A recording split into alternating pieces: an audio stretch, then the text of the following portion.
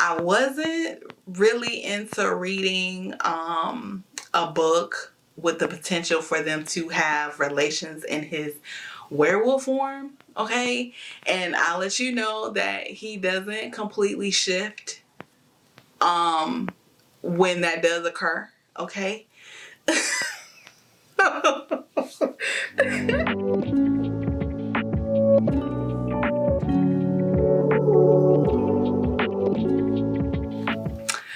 Welcome back, welcome back, welcome in. How you doing? I know it's been a little minute. Oh my gosh, it's been a whole month since I've uploaded a full-length video for the channel. And just because I've been absent doesn't mean I've really been absent, okay?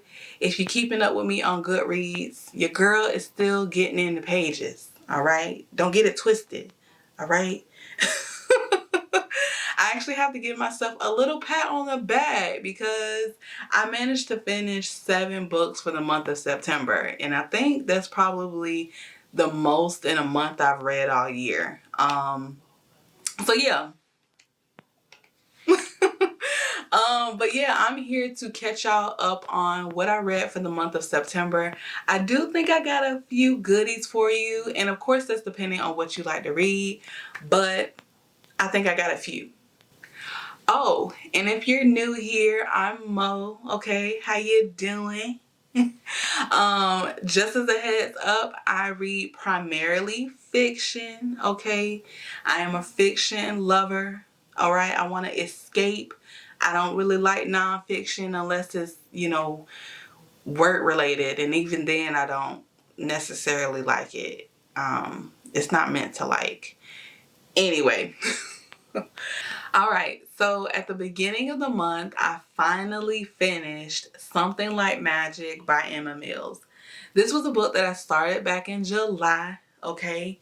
And I had it so long that I had to check it in and then check it back out. And there was absolutely nothing wrong with the read, okay? It was definitely me. I mentioned in my last video that it was, really, it didn't have any oomph for me, okay? It was very wholesome and clean. And there's nothing wrong with those things. But I definitely didn't feel like it picked up for me until towards the end of the book. This was a young adult fantasy with some adventure and a little bit of young love. The main character, Arielle, is able to do magic. And in this book, her main form of magic that's focused on is her ability to scry. So scrying is when you're able to find people, places, and see things, right?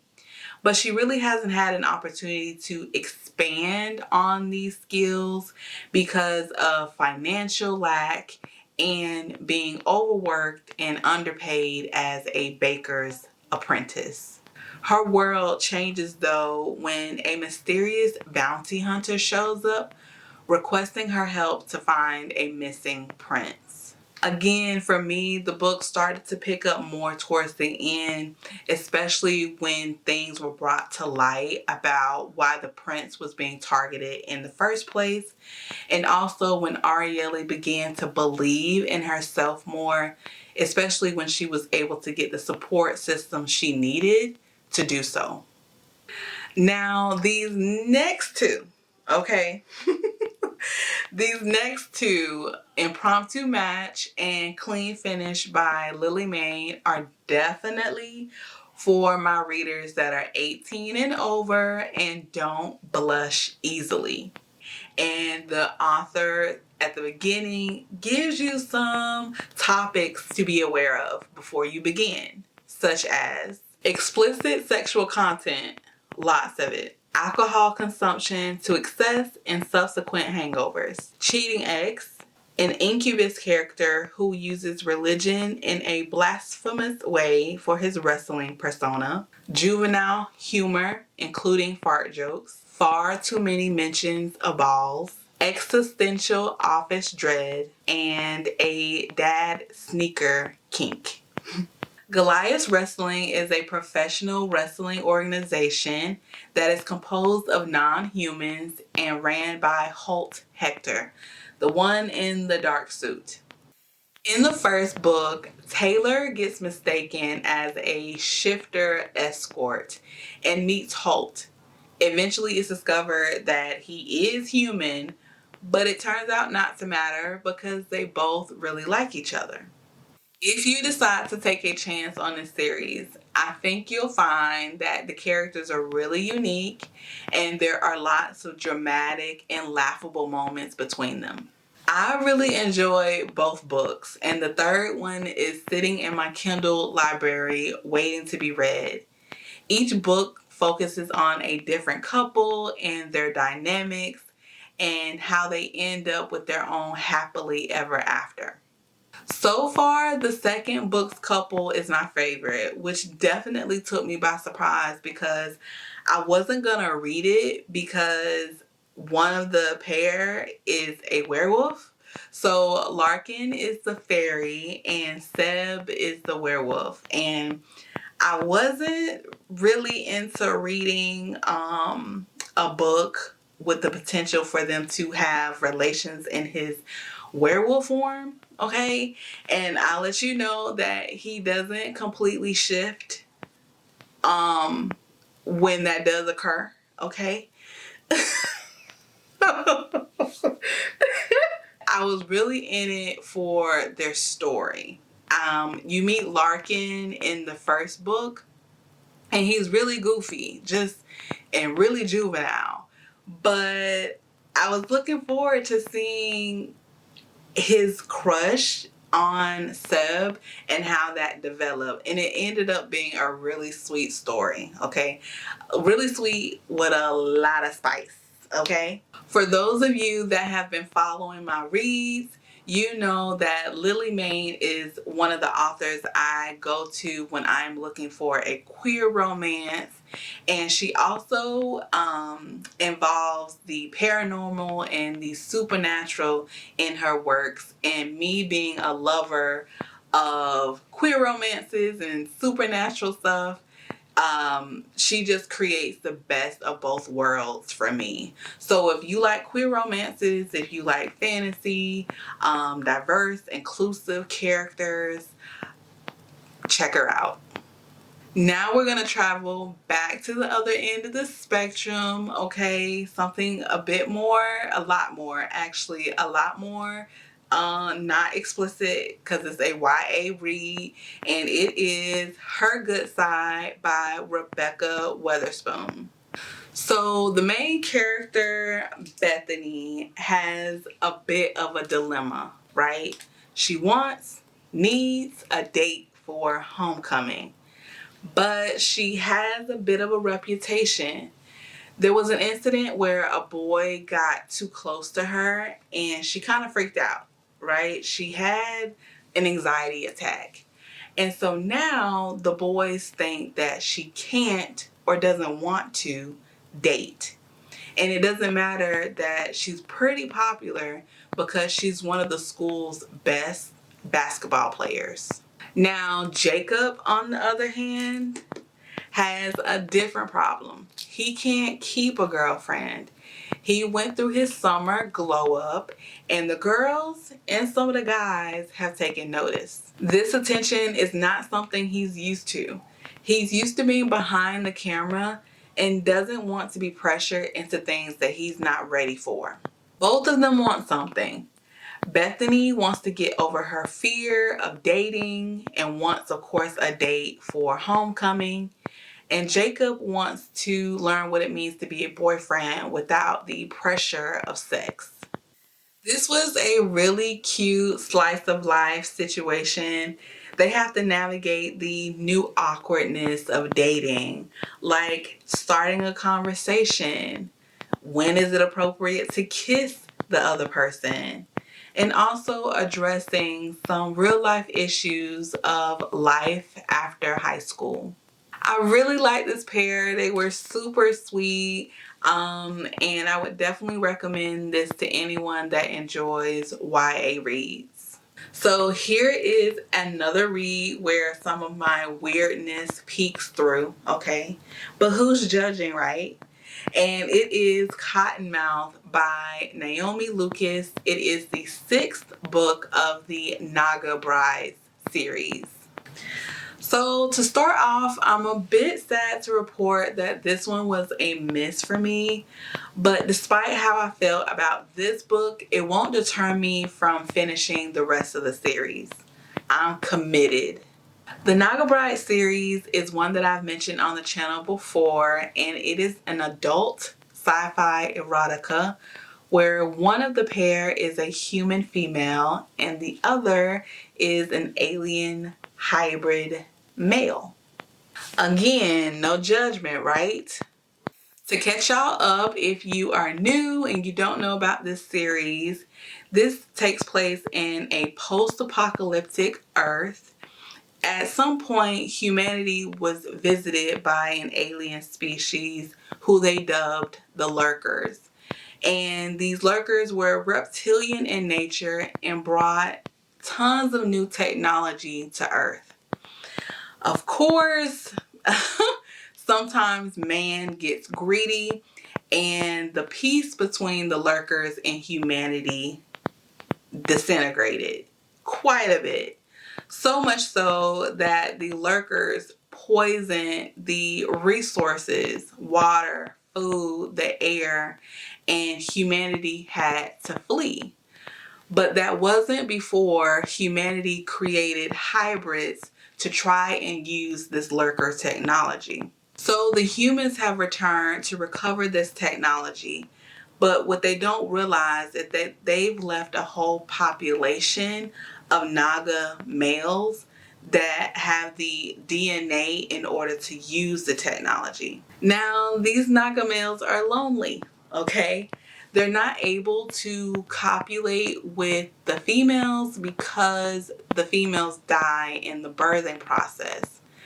What they discover, though, is that the human females, they're able to do that with. So now you have this situation where humanity, again, is on the brink of extinction. They need this technology, but they're not able to use it. They need the Nagas, and the Nagas want females. I did do a bit of a written review for Cottonmouth on my Goodreads page. To summarize, I didn't like the way Sayasku was depicted. I didn't like the way some of the scenes were played out. And I don't really think I could visualize because of the details that were provided of how the characters were able to move about the setting that they were in. OMG, I just had an issue with my mic. I think it's been doing some clicking and I don't know if that is going to relay on the video. I'm hoping it doesn't. We gonna see. But back to Cottonmouth. Overall, I'm enjoying the plot. I'm enjoying the story. I like the pairings that she's coming up with. I think the author has the erotica part down. She has the sci-fi aspect of the plot down. What I'm not sure is how she's going to continue to up the ante, the danger, this climax of meeting these aliens, right? Meeting the threat of these aliens. I'm interested to see how she's going to get that across the page. Moving on, I was definitely planning to get at least one more book in before the end of the month. And surprisingly, unexpectedly, I did. There was a hurricane that hit Florida, unfortunately for many here, North Carolina, Georgia, Hurricane Helene.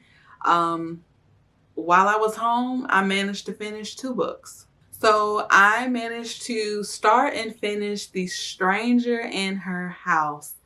This was really good. Definitely took me by surprise. Of course, I read the synopsis. So I went into it knowing what conflict, what the situation was between the main character and this villain, right? But what I didn't realize was the extent the main character would go through before the book was over. Paul's just here to help, or so he claims, sent by a charity for vulnerable people to do odd jobs for their elderly widow, Gwen. But for Gwen's daughter, Connie, there's just something about Paul that rings alarm bells from day one. He's a little too kind, a little too involved. Worse still, Gwen seems to have fallen under his spell. The last thing Connie wants is a stranger meddling in the safe routine she's built around Gwen. She loves being the one Gwen turns to for cooking, cleaning, and company. But the more Paul visits, the more Gwen is relying on him. By the time he conveniently finds himself between homes and has no choice but to move in, Connie is certain he's trying to push her out completely. It's her word against his, though as her attempts to unmask him become ever more desperate, she's not the only one left wondering if she's lost her grip on reality. But when events start spiraling rapidly out of her control, should Connie wage all-out war on Paul and risk losing Gwen forever? Or has that been his plan all along? In my opinion, this was a very well written suspense. You get to see or read about different POVs from the characters and how multifaceted some of their backstories were, and how all of their decisions converge at the point of time that this story takes place. This was so good that it had me talking to the MC, Connie, okay? I was telling her, hey, you need to go this way. You need to not let him see you do this. You need to check this. Or you need to call the police. Like, I was doing a lot of talking to Connie. So when I do that, I know I am enjoying the book. I've actually gone and checked out some of the other works by this author, John Mars, and I've already added at least one book from his collection. So I'm definitely looking forward to reading more of his work. Last but not least, I read The Lost Story by Meg Schaefer. As boys, best friends Jeremy Cox and Raph Howell went missing in a vast West Virginia state forest, only to mysteriously reappear 6 months later with no explanation for where they'd gone or how they'd survived. 15 years after their miraculous homecoming, Raph is a reclusive artist who still bears scars inside and out, but has no memory of what happened during those months. Meanwhile, Jeremy has become a famed missing persons investigator. With his uncanny abilities, he is the one person who can help vet tech Emily Wendell find her sister, who has vanished in the very same forest as Raph and Jeremy. Jeremy alone knows the fantastical truth that while the rest of the world was searching for them, the two missing boys were in a magical realm filled with impossible beauty and terrible danger. He believes it is there that they will find Emily's sister. But for his own reasons, Jeremy has kept Raph in the dark since their return. However, the time for bearing secrets comes to an end as the quest for Emily's sister begins. The former Lost Boys must confront their shared past, no matter how traumatic the memories. Along with the headstrong Emily, Raph and Jeremy must return to the enchanted world they called home for 6 months. For only then they will get back everything and everyone they've lost. The plot sounds interesting, right? And it was. My impression going into this was that I was going to read about an epic adventure that involved, a fairy tale type environment.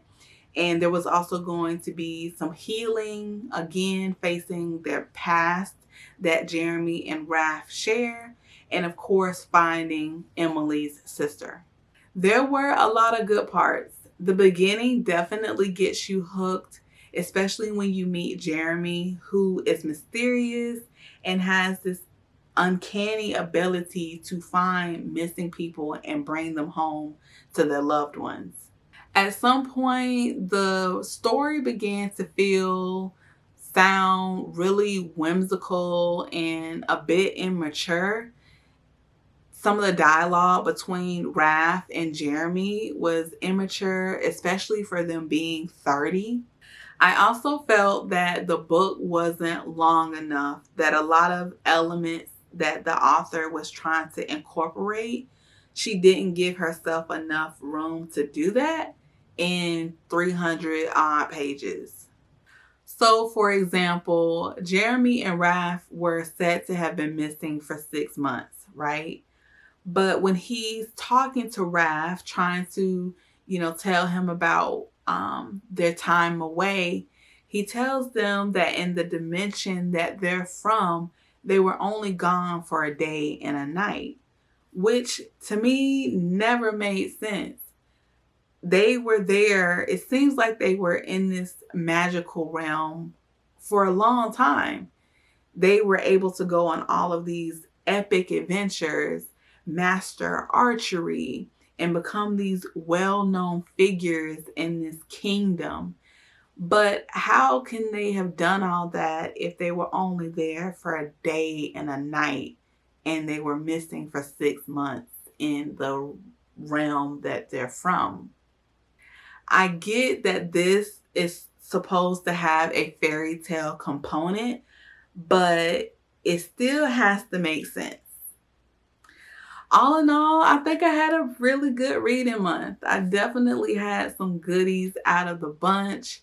Her Good Side, Something Like Magic, The Stranger in Her House, and then the Goliath Wrestling. I enjoyed those for sure. And hopefully there's at least one book in that list that you want to check out as well.